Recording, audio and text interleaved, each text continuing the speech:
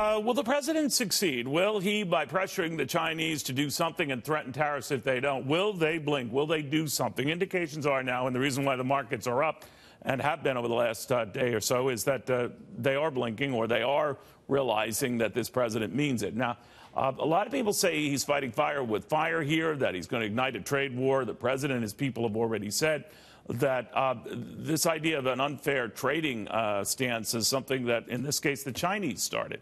For example, they slap a 25% tariff on American cars sold there. Our tax for foreign cars sold here, about 2.5%. So that's not fair. That's not right.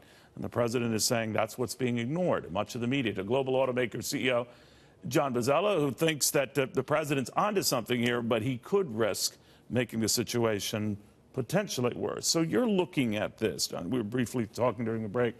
You understand what the president is trying to do, but you're afraid it could blow up. Yes, I think there are real issues here. But let's start with the notion that we have a very mature car market in the United States.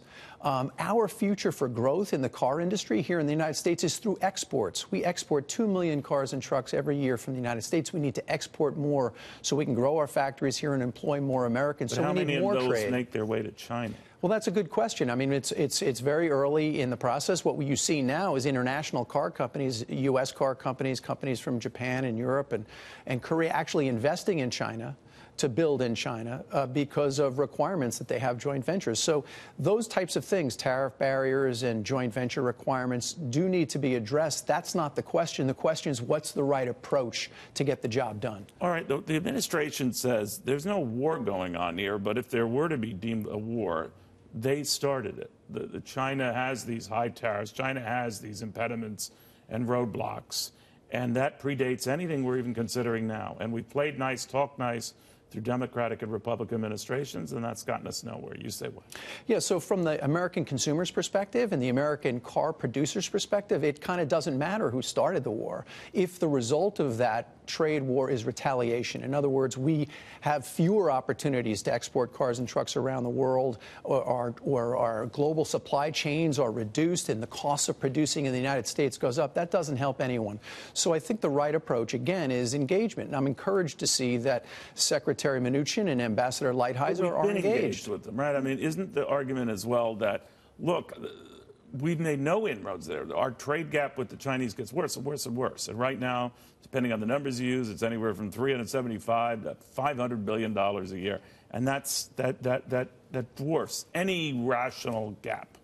Yeah, so that, I'm not sure you're going to find me supporting the notion of trade deficits as a measure for whether we have the right trading relationships. The fact of the matter is we need to have export opportunities to China and to countries all around the world. And the way to make sure we have those opportunities is through dealing with a focused approach that says, here's the problem, let's resolve that problem. So if there's a tariff issue, and by the way, they do have a 25% tariff in China, we have 2.5% on cars, we have 25% on trucks, by the way, here in the United States.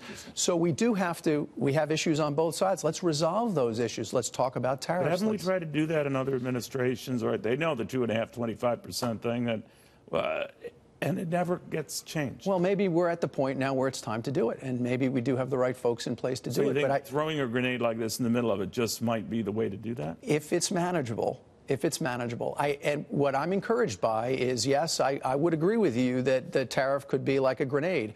But if what we're following this with is the types of engagements that we've talked about with key administration officials, I think that's a good sign.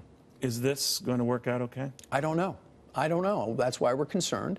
Again, concerned about the approach to tariffs.